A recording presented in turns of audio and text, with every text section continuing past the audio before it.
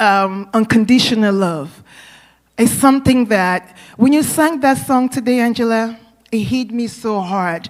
I've been dealing with it over the weekend, and also today, this morning, you just kind of like confirm what God has been talking to me about unconditional love. See, the Bible says in the book of Matthew 18, it says that verily I say unto you, except ye be converted, right, and become as a little child, ye shall not enter into the kingdom of heaven. Now, we can ask this question, what do I mean, convert me to be a little child? God is speaking of the personality of children, right? Of a child, how they behave. A child has unconditional love for you as a parent or whoever you are as a friend. And that's something that Jesus wants us to emulate. He wants us to be like a child. He says, until you convert as a child, you cannot enter my kingdom.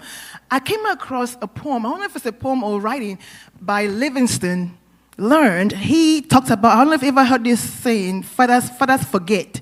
Have you guys read this, fathers forget? It's a writing, I think you should look it up, by Livingston Learned. He said that a father was going to sleep and his son was in the bed, already sleeping and curled together, probably dreaming, good to go, he's good for the night. And the dad went to just check on the child.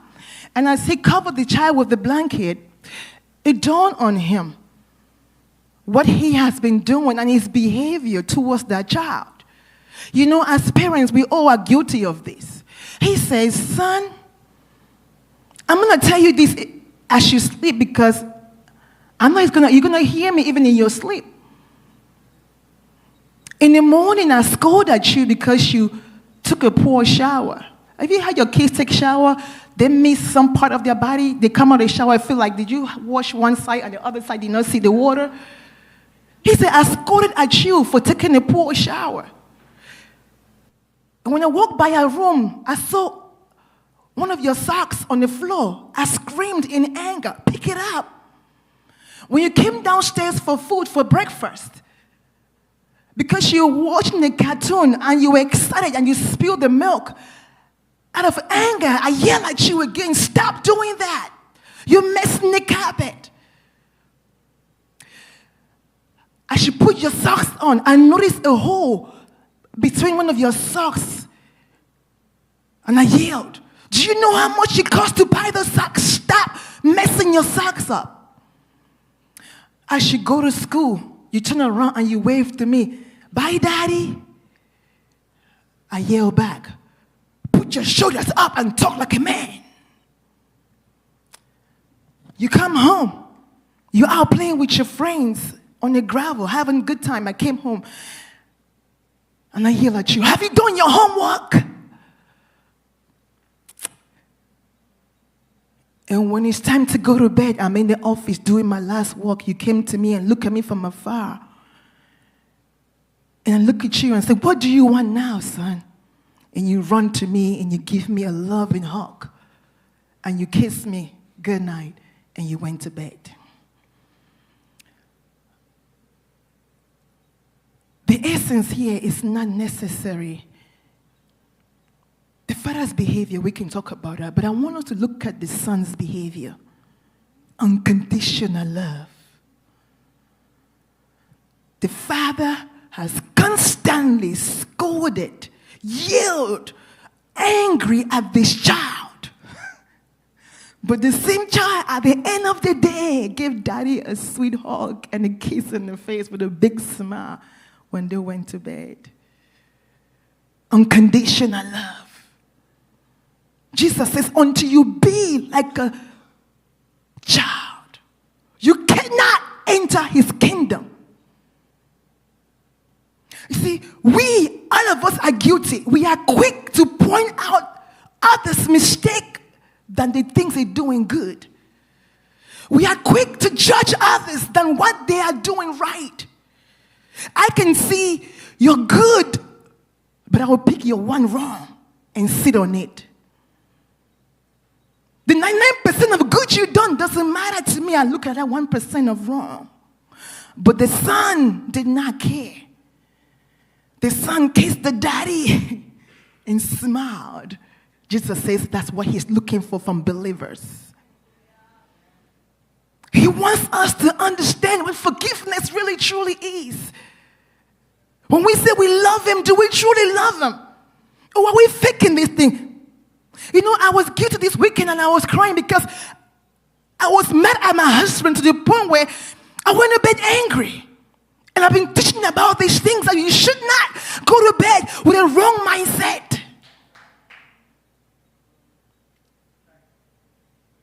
Angela, if you don't mind, and please permit me if you're involved in this conversation or in this example I'm about to give, but Angela did something this weekend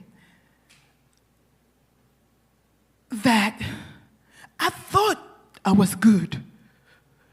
I thought I was living the Christian life, at least to my own understanding. But what you did, it's an example of being like a little child. She heard the news that maybe she did or did not, but the fact that it bothers her sister, it bothers her.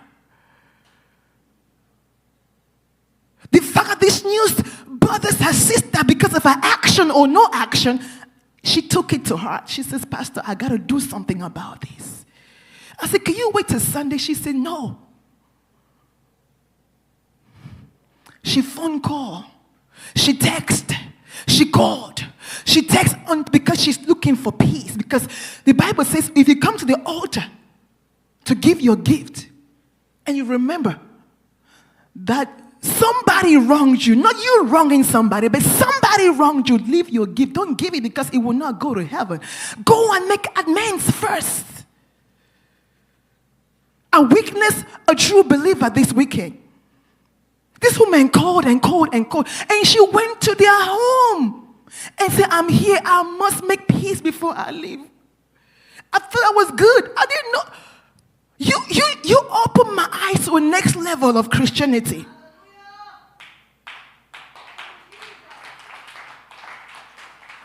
It was late at night, 11 o'clock, she's still over there saying, I'm going to make peace. She said, if it is my wrong, I will be accountable for, I will ask forgiveness. If it's not my wrong, I will find a way to communicate what happened. And I told my husband, I said, do you believe this? And I said, God forgive me. I have work to do with myself. Forgiveness. What is there to let go? What is there? We all do it. We are all guilty of it. And when she left, she said, Pastor, we are at peace.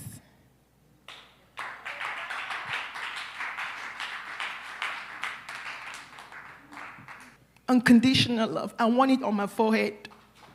I want to carry that. It doesn't matter what you have done to me. It doesn't matter what I have done to you. I'm asking all of you right now to please forgive me.